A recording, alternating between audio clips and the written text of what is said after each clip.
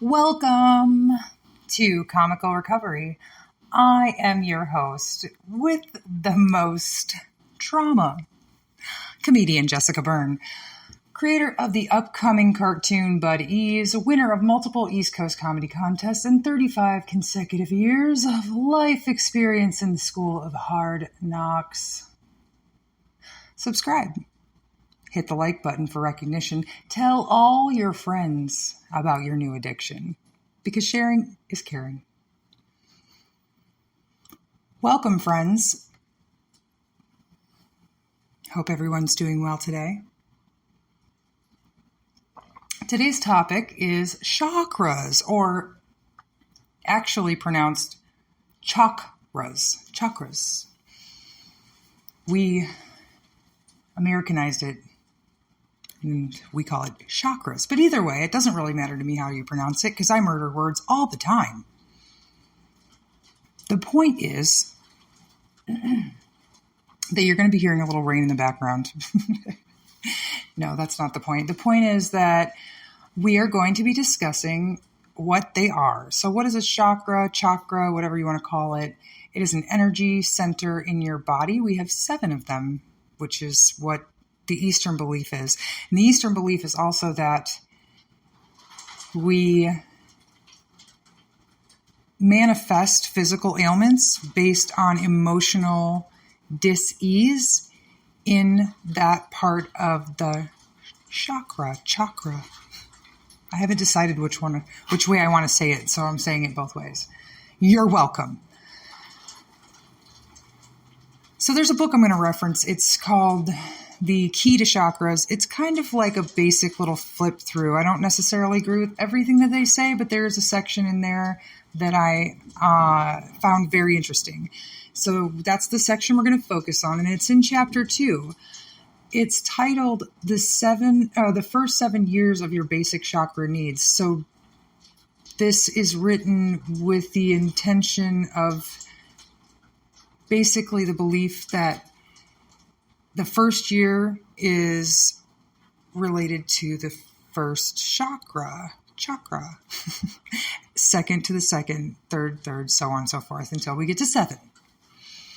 So at age 1, what is being created is the need for safety. At age 2, it's the need for variety. At age 3, it is the need for significance. 4th is the need to love and be loved. 5 is the need to express your truth. 6 is intuitive connection. And 7 is the need for oneness with the divine, with your spirituality, intuition, whatever you perceive that with, depending on your belief system. So I wanted to introduce the chakras in this way because for me it helped to unfold the history of my early developmental years in order to use that as a roadmap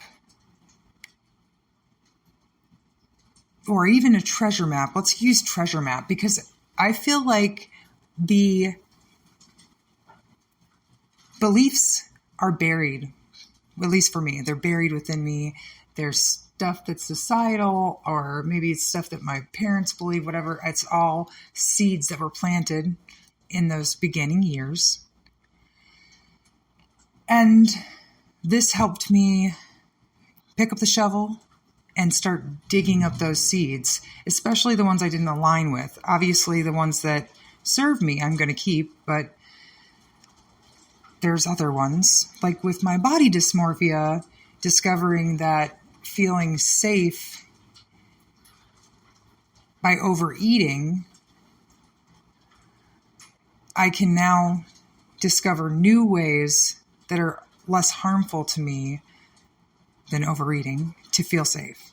You know, maybe it's taking a karate class, maybe it's boxing, maybe it's running, maybe it's getting pepper spray.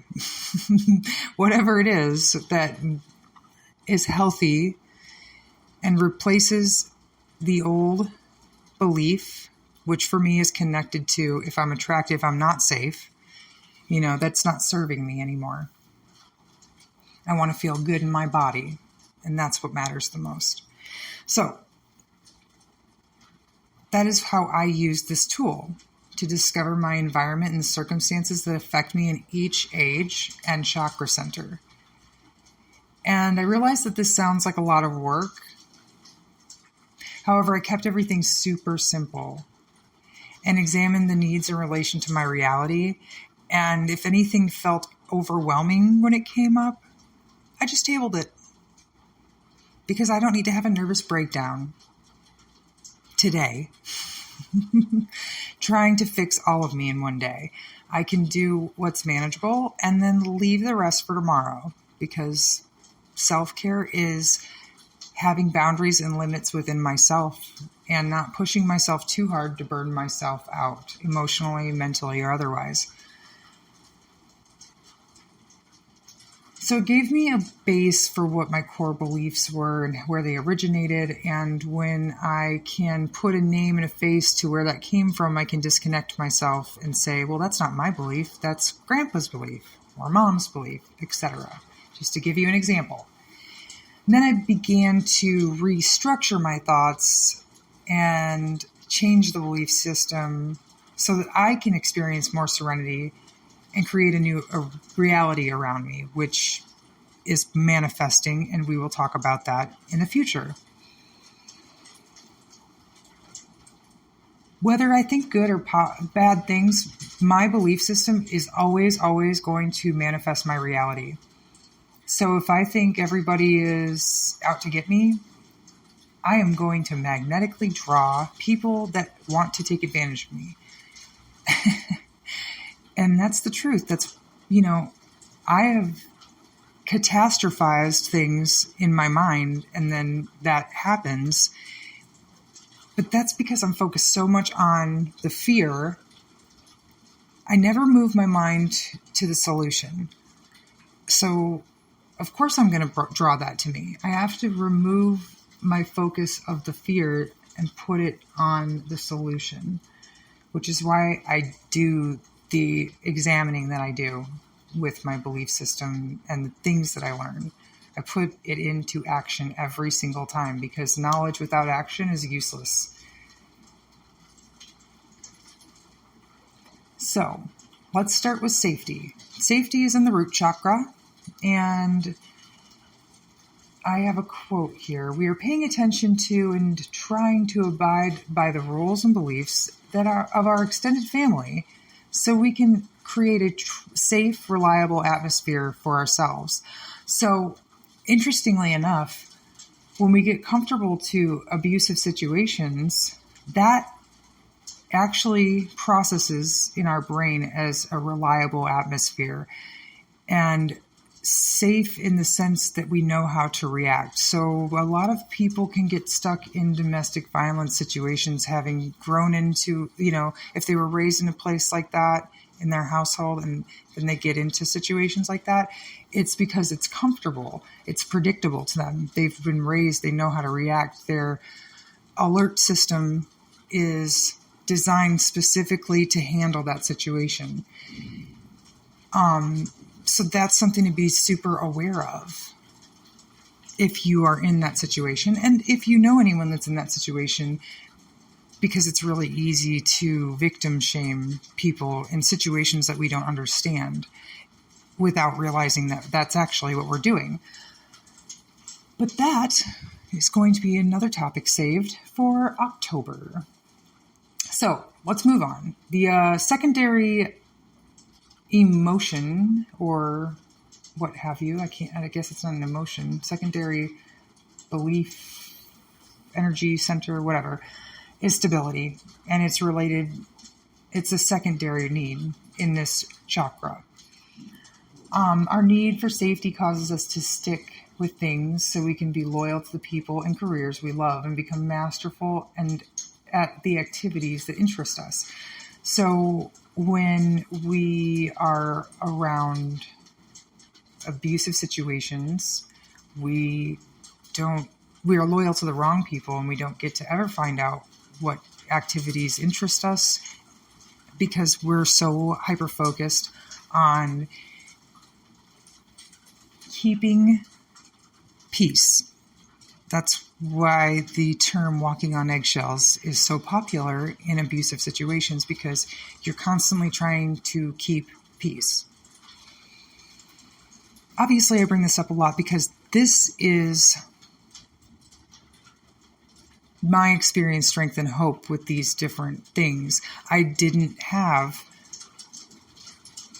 the proper nurturing, and I've had to learn all these things myself. And this kind of stuff, this information, these activities, these questions that they ask in these books help me answer and discover things about me and my past.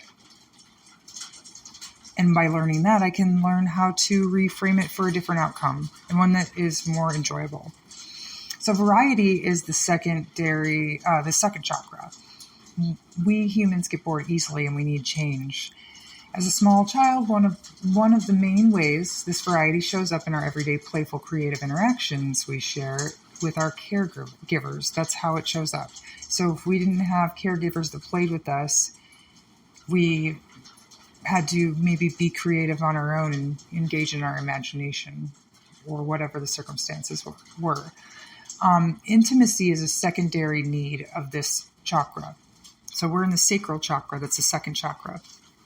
And the author talks more in this section about emotions as well as relationships, getting caught up in the idea of variety, and where some get lost in emotional entanglements. We can confuse variety with the need for different partners. That's, I think, how most of the society ends up displaying this.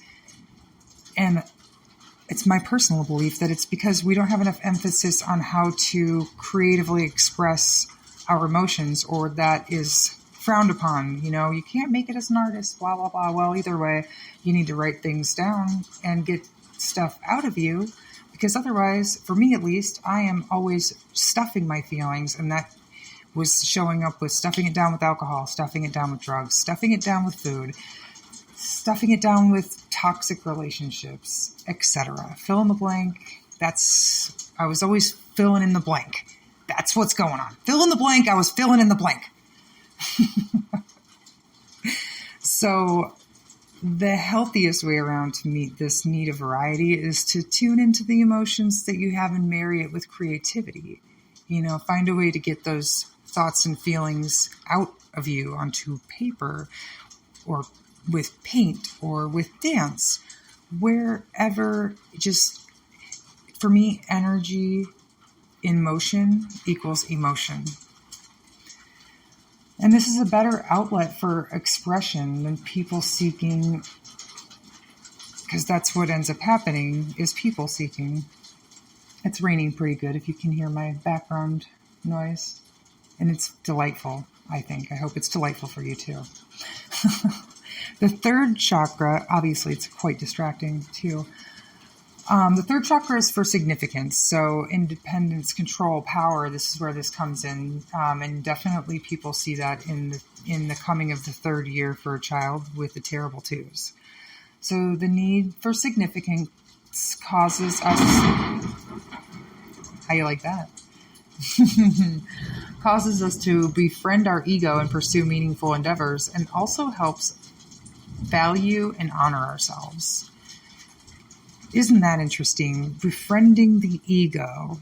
A lot of people think that we need to kill our ego, but it is just a tool that we have, and it can be used for good, or it can be used for evil. But I like how the author puts it, we befriend our ego and pursue meaningful endeavors. So our ego helps us, it can help us create courage and confidence, as long as it doesn't, take over. It almost seems like it's like money, it's a great slave, but a horrible master. So let's see, we've got the thirds, that would be the solar plex significance. We want that from the solar plex. It's also in Hindu and yogi terms, the city of jewels. It's where your confidence and your self-worth lives, is in your stomach. I've also heard a good friend of mine, if she's listening, she knows who she is, say that your stomach is your second brain. And I am learning to use that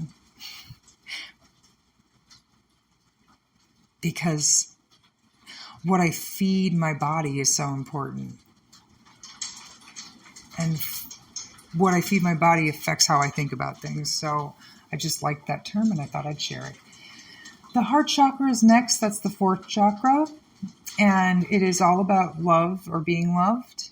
And this is a need that motivates us to feel compassion and empathy and to create healthy bonds with others.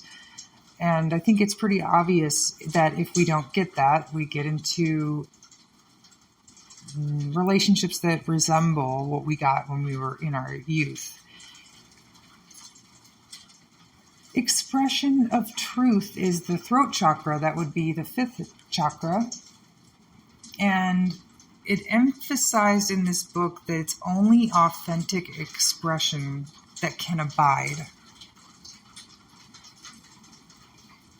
And obviously, that being said, the first thought I have is everybody can lie.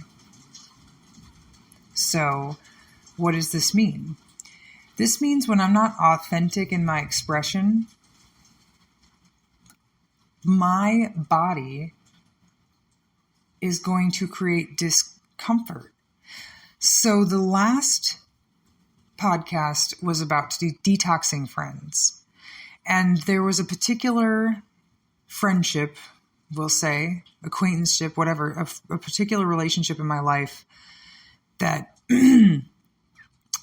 just anticipating this person reaching out to me would make me sick to my stomach. It would make my stomach turn. It would give me anxiety and create like so much stress that I couldn't think straight. That,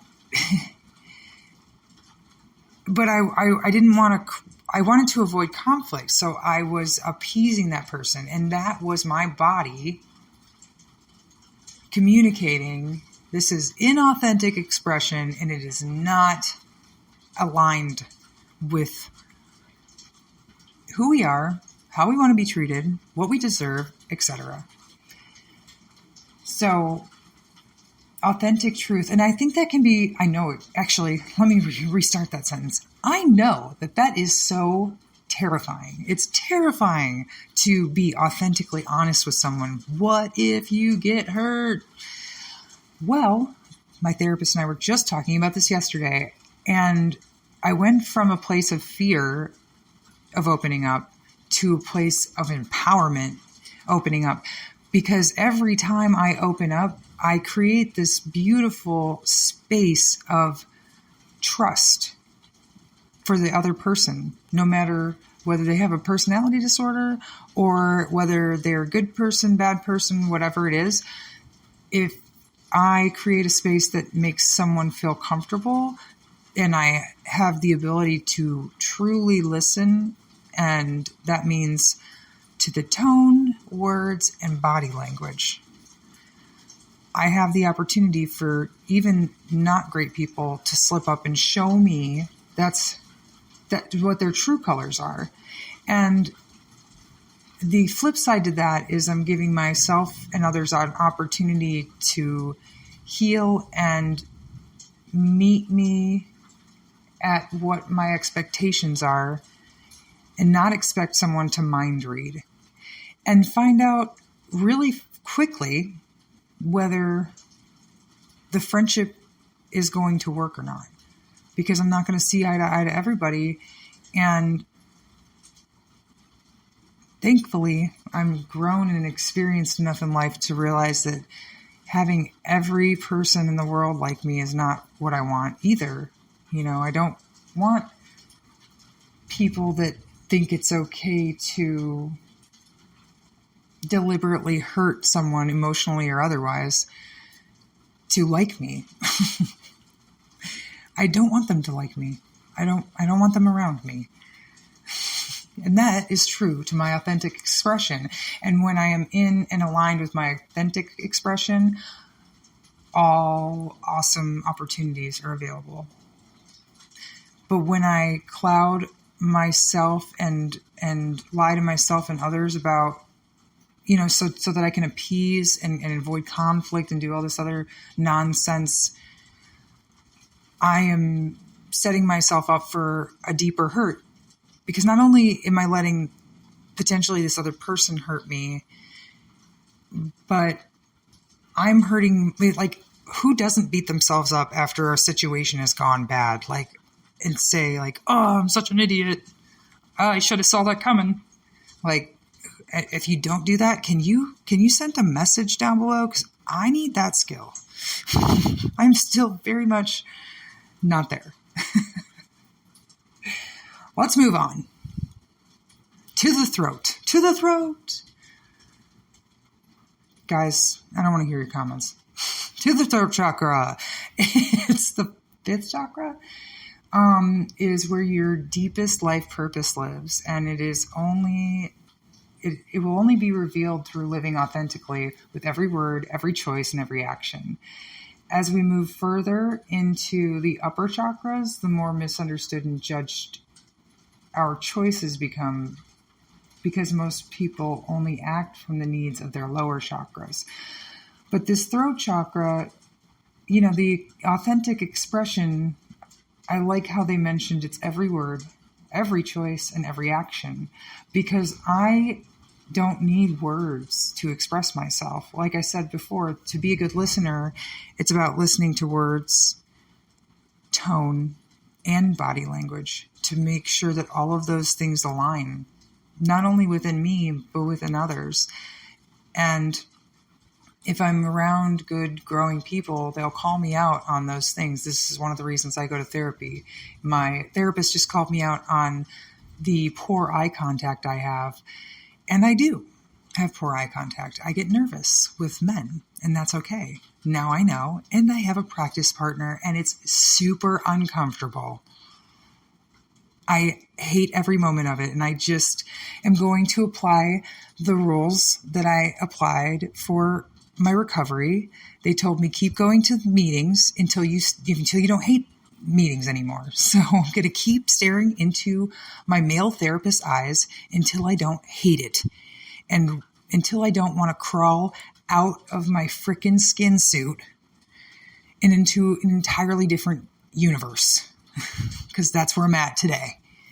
I just want to crawl out of my body and fly into outer space and hide from all the people. So, 6th chakra.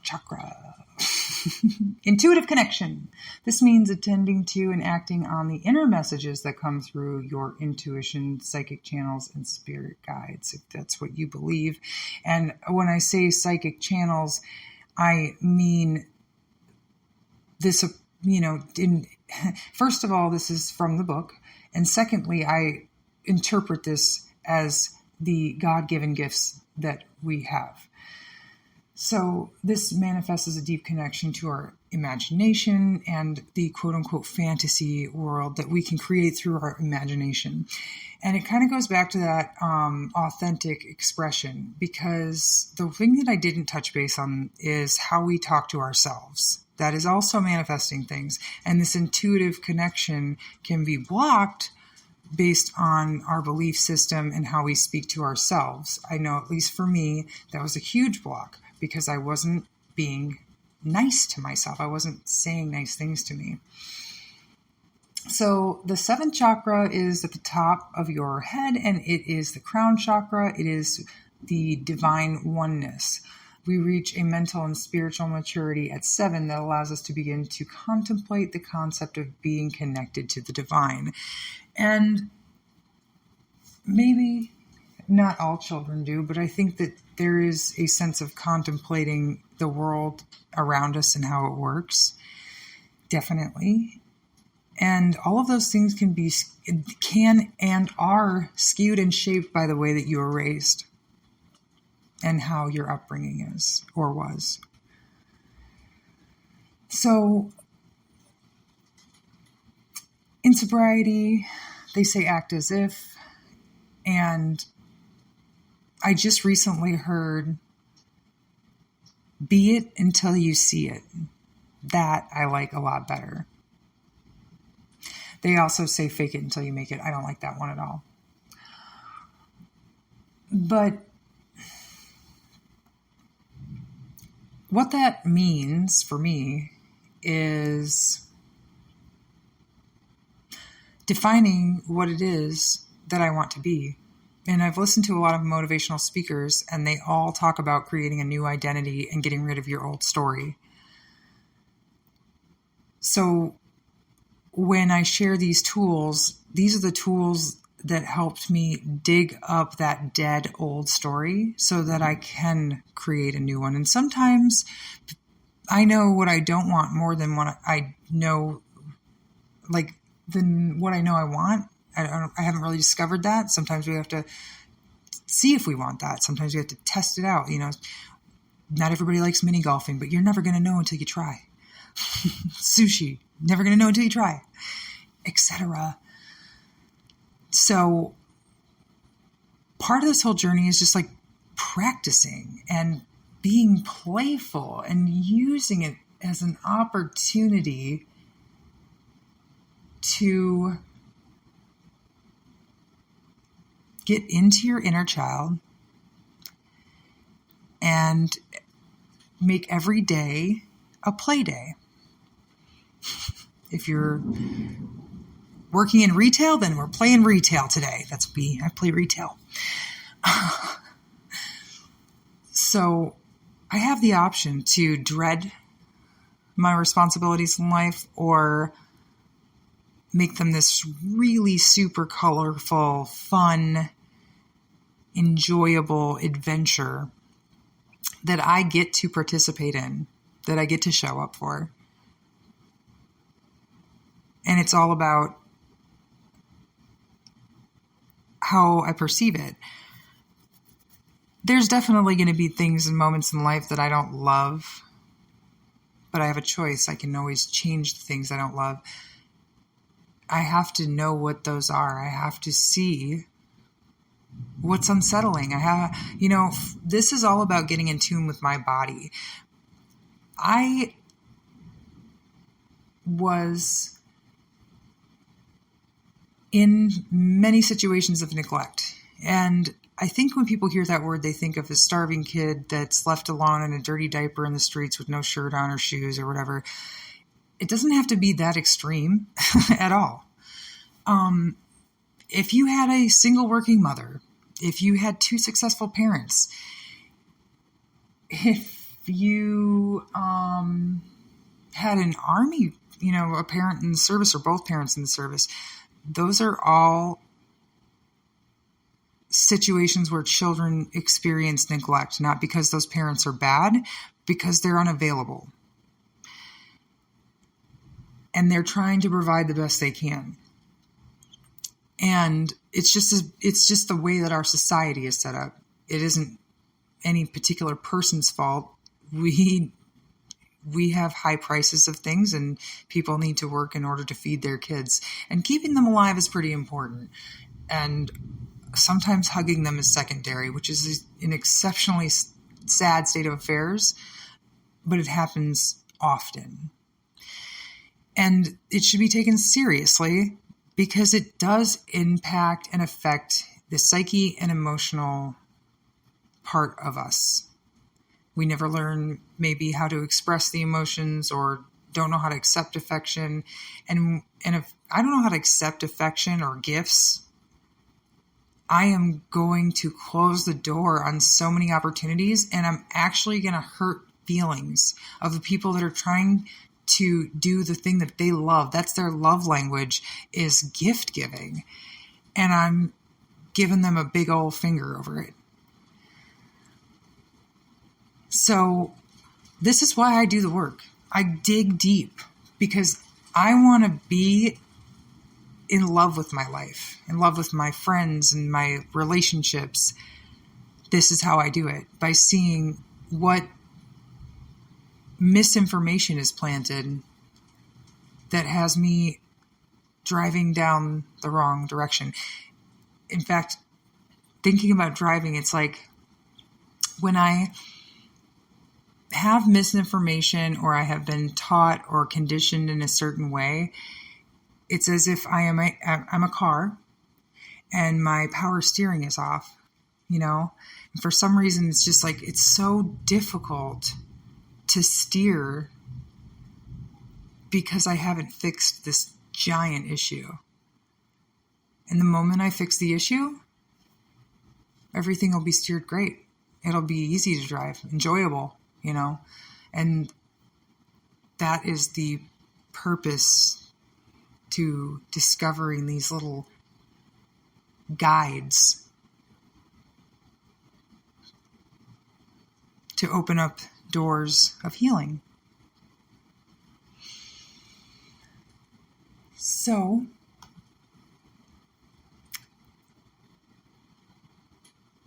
stick that in your pipe and smoke it. I know, it was an old comment. But today is all about showing up for me. And I did. And I appreciate you guys for showing up. Thank you for listening, for sharing with your friends, subscribing to the page. And you know what I'm going to say, passing me around like a doob.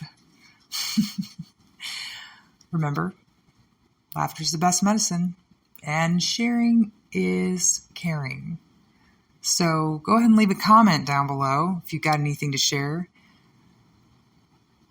I'll see you next time for more Comical Recovery with your friend and host, comedian Jessica Byrne.